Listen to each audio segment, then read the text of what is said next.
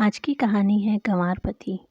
एक लड़की की शादी उसकी मर्जी के खिलाफ एक सीधे साधे लड़के से की जाती है, जिसके घर में एक माँ के अलावा और कोई नहीं है। दहेज में लड़के को बहुत सारे उपहार और पैसे मिलते हैं। लड़की किसी और लड़के से बेहद प्यार करती है और लड़का भी। शादी करके लड़की अपने ससुराल आ जाती है। सुहाग रात के वक्त लड़का दूध लेके आता है तो दुल्हन सवाल करती है अपने पति से। एक पत्नी की मर्जी के बिना पति उसको हाथ लगाए तो उसे बलात्कार कहते हैं या हक। पति, आपको इतनी लंबी और गहरी जाने की कोई ज़रूरत नहीं है, बस दूध लाया हूँ, पी लीजिए, हम सिर्फ आपको शुभरात्रि कहने आए थे, कह के कमरे से निकल। लड़की मन मार कर रह जाती है क्योंकि वह चाहती थी झगड़ा हो ताकि मैं इस गंवार से पीछा छुटा सकूं। है तो दुल्हन मगर घर का कोई भी काम नहीं करती, बस दिन भर ऑनलाइन रहती और न जाने किस किस से बातें करती। मगर उधर लड़के की माँ बिना किसी शिकायत के दिन भर चूल्हा चौका से लेकर सारा काम करती, हर पल अपने होठों पर मुस्कुराहट लेके फिरती। लड़का एक कंपनी में छोटा सा मुलाजिम है और बेहद ही मेहनती और ईमानदार है। करीब महीने भर बीत गए मगर पति पत्नी अब तक साथ नहीं सोए। वैसे लड़का बहुत शांत स्वभाव वाला था, इसीलिए वह ज़्यादा बातें नहीं करता था। बस खाने के वक्त अपनी पत्नी से पूछ लेता था कि कहाँ खाओगी, अपने कमरे में या हमारे साथ। और सोने से पहले डायरी लिखने की आदत थी जो वह हर रात को लिखता था। ऐसे लड़की के पास एक स्कूटी था, वह हर रोज़ बाहर जाती थी। पति के ऑफिस जाने के बाद और पति के वापस लौटते ही घर आ जाती। छुट्टी का दिन था, लड़का भी घर पे ही था, तो लड़की ने अच्छे भले खाने को भी गंदा कह के माँ को अपशब्द बोल के खाना फेंक दिया। वह शांत रहने वाला उसका पति अपनी पत्नी पर हाथ उठा देता है, मगर माँ अपने बेटे को बहुत डांटती है। इधर लड़की को बहाना चाहिए था झगड़े करने का जो उसे मिल गया था। वह पैर पटकती हुई स्कूटी लेकर निकल पड़ी। लड़की तो रोज़ घर से बाहर जाती थी, वह अपने प्यार से मिलने जाती थी। लड़की भले टूट कर चाहती थी लड़के को, मगर उसे पता था कि हर लड़की की एक हद होती है जिसे इज्जत कहते हैं, वह उसको बचाए रखी थी। लड़की अपने प्यार के पास पहुंचकर कहती है, अब तो एक पल भी उस घर में नहीं रहना मुझे। आज गंवार ने मुझ पर हाथ उठा के अच्छा नहीं किया। लड़का, अरे तुमसे तो मैं कब से कह रहा हूँ कि भाग चलो मेरे साथ कहीं दूर, मगर तुम हो कि आजकल पे लगी रहती हो। लड़की, शादी के दिन मैं आई थी तो तुम्हारे पास, तुम्ही ने तो लौटा दिया था। लड़का, खाली हाथ कहाँ तक भागोगी तुम? बोलो, मैंने तो कहा था कि कुछ पैसे और गहने साथ ले लो, तुम तो खाली हाथ आई थी। आखिर दूर एक नई जगह में ज़िंदगी नए से शुरू करने के लिए पैसे तो चाहिए ना।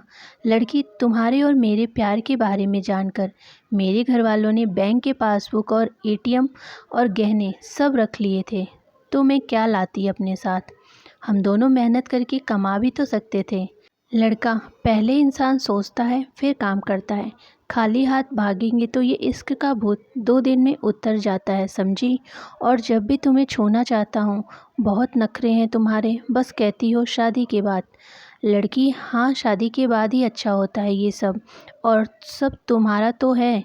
मैं आज भी एक कुंवारी लड़की हूँ, शादी करके भी आज तक उस गंवार के साथ सो न सकी क्योंकि तुम्हें ही अपना पति मान चुकी हूँ। बस तुम्हारे नाम का सिंदूर लगानी बाकी है, वह लगा दो, सब कुछ तुम अपनी मर्ज़ी से करना। लड़का, ठीक है, मैं तैयार हूँ, मगर इस बार कुछ पैसे ज़रूर साथ लेके आना। मत सोचना दौलत से प्यार करते हैं, हम सिर्फ तुमसे प्यार करते हैं, बस कुछ छोटी मोटी बिजनेस के लिए पैसे चाहिए। लड़की, उस गंवार के पास कहाँ होगा पैसे? मेरे बाप से 3 लाख रुपए, ऊपर से मारुति कार ली, बस कुछ गहने बचे हैं मेरे पास, वो लेके आ जाऊंगी। लड़का लड़की को होटल का पता देकर चला जाता है। लड़की घर आके फिर से लड़ाई करती है, मगर अफसोस वह अकेली ही चिल्लाती रहती है, उससे लड़ने वाला कोई नहीं था। रात 8 बजे लड़के का मैसेज आता है व्हाट्सएप पे कि कब आ रही हो। लड़की जवाब देती है, सब्र करो, कोई सोया नहीं है, मैं 12 बजे से पहले पहुंच जाऊंगी क्योंकि यहाँ तुम्हारे बिना मेरी सांसें घुटती हैं।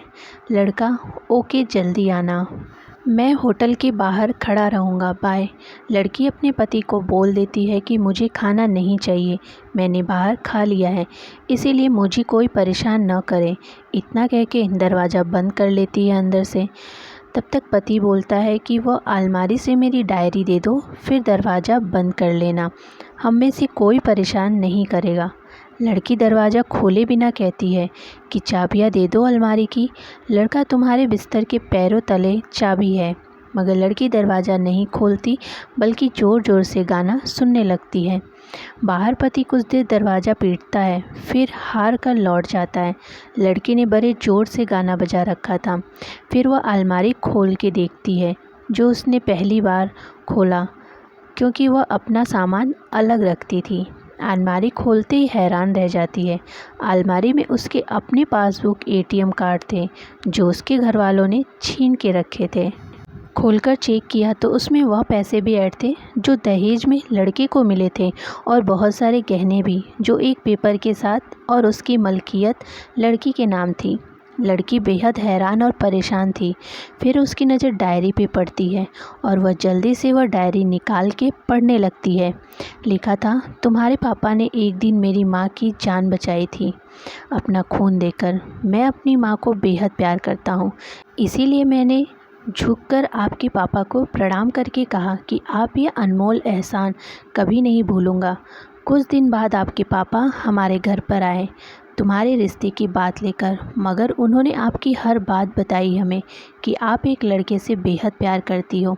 आपके पापा आपकी खुशी चाहते थे, इसीलिए वह पहले लड़के को जानना चाहते थे। आखिर अपने पापा की आप प्रिंसेस जो थी, और हर बाप अपने प्रिंसेस के लिए एक अच्छा ईमानदार प्रिंस चाहता है। आपके पापा ने खोज के पता लगाया कि वह लड़का बहुत सी लड़की को धोखा दे चुका है और पहली बार शादी भी हो चुकी है, पर आपको बता न सकें क्योंकि उन्हें पता था कि ये इश्क का नशा वह हमेशा अपनों को गैरों और गैरों को अपना समझता है। एक बाप के मुंह से एक बेटी की कहानी सुनकर मैं अचंभित हो गया था। हर बाप यहाँ तक शायद ही सोचे। मुझे यकीन हो गया था कि एक अच्छा पति होने का सम्मान मिले न मिले, मगर एक दामाद होने की इज्जत मैं हमेशा पा सकता हूँ। मुझे दहेज में मिले सारे पैसे मैंने तुम्हारे अकाउंट में डाल दिए हैं, और तुम्हारे घर से मिली गाड़ी आज भी तुम्हारे घर पे है, जो मैंने इसलिए भेजी ताकि जब तुम्हें मुझसे प्यार हो जाए तो साथ कहीं दूर घूमेंगे। दहेज इस नाम से मुझे नफ़रत है, क्योंकि मैंने इस दहेज में अपनी बहन और बाप को खोया। मेरे बाप के अंतिम शब्द भी यही थे कि किसी भी बेटी के बाप से कभी 1 रुपया न लेना, मर्द हो तो कमा के खिलाना, तुम आज़ाद हो, कहीं भी जा सकती हो। डायरी के 20 पन्नों पर तलाक के पेपर हैं, जहां मैंने पहले से साइन कर दिया है। जब तुम्हें लगे कि अब इस गंवार के साथ नहीं रहना, तो साइन करके कहीं भी अपनी सारी चीज़ें लेके जा सकती हो। लड़की हैरान थी, परेशान थी। न चाहते हुए भी गंवार के शब्दों ने दिल को छू लिया था। न चाहते हुए भी गंवार के अनदेखे प्यार को महसूस करके पलकें नम हुई थी। आगे लिखा था, मैंने तुम्हें इसीलिए मारा क्योंकि आपने माँ को गाली दी, और जो बेटा खुद के आगे माँ की बेइज्जती होते सहन कर जाए, फिर वो बेटा कैसा। कल आपके भी बच्चे होंगे, चाहे किसी के साथ भी हो, तब महसूस होगी माँ की महानता और प्यार। आपको दुल्हन बना के हम सफ़र बनाने लाया हूँ, ज़बरदस्ती करने नहीं। जब प्यार हो जाए तो भरपूर वसूल कर लूँगा आपसे।